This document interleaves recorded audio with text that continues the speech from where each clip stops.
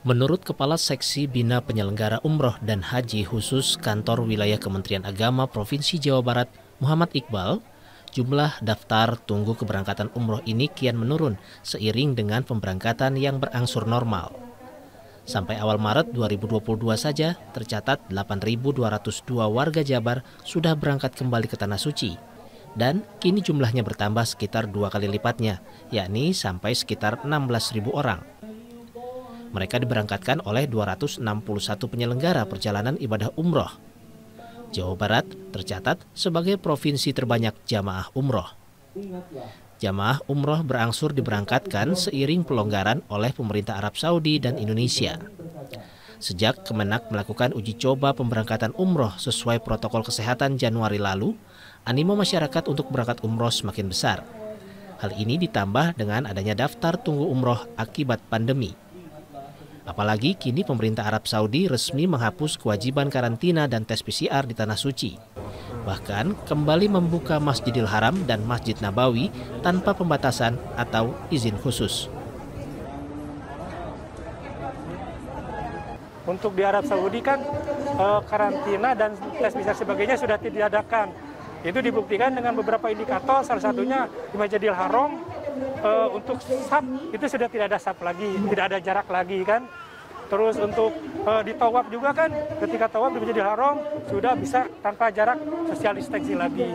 Nah, mudah-mudahan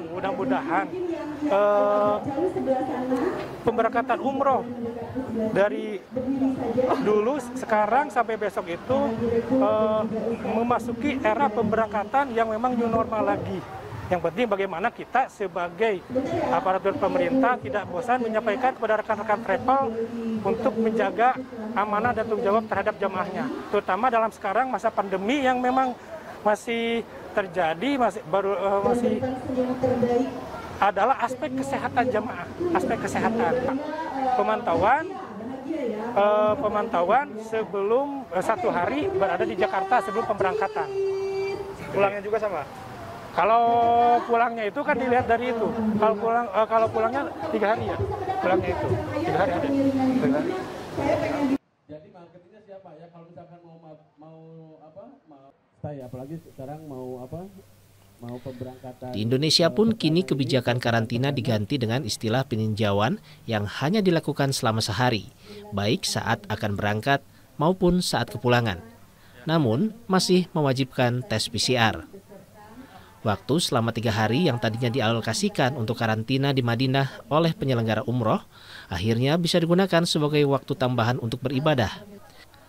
Hal ini disebabkan pemerintah Arab Saudi menghapus kebijakan karantina setelah pihaknya memesan tiket pesawat dan hotel. Apapun yang kita sudah lakukan, dalam artian buat karantina sebagainya justru sekarang dipakai untuk ibadah. Jadi tetap berangkatnya sekitar 10-12 hari. Jadi di Madinah kita sekitar 6 hari, lanjut ke Mekah kayak gitu. Tapi bukan karantina, tapi ibadah. Harusnya karantina 3 hari itu di hotel bintang 3.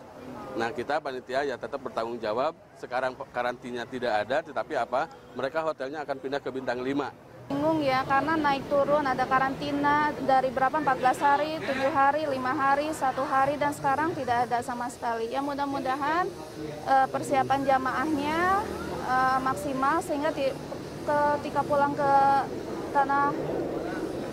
pergi ke Tanah Suci dan pulang ke Indonesia sehat walafiat. Pihak penyelenggara umroh akan tetap melakukan protokol kesehatan di Tanah Suci dan tetap menjalankan peninjauan dan tes PCR selama sehari pada sebelum keberangkatan dan saat kepulangan ke tanah air. Tim Liputan, Kompas TV, Bandung, Jawa Barat.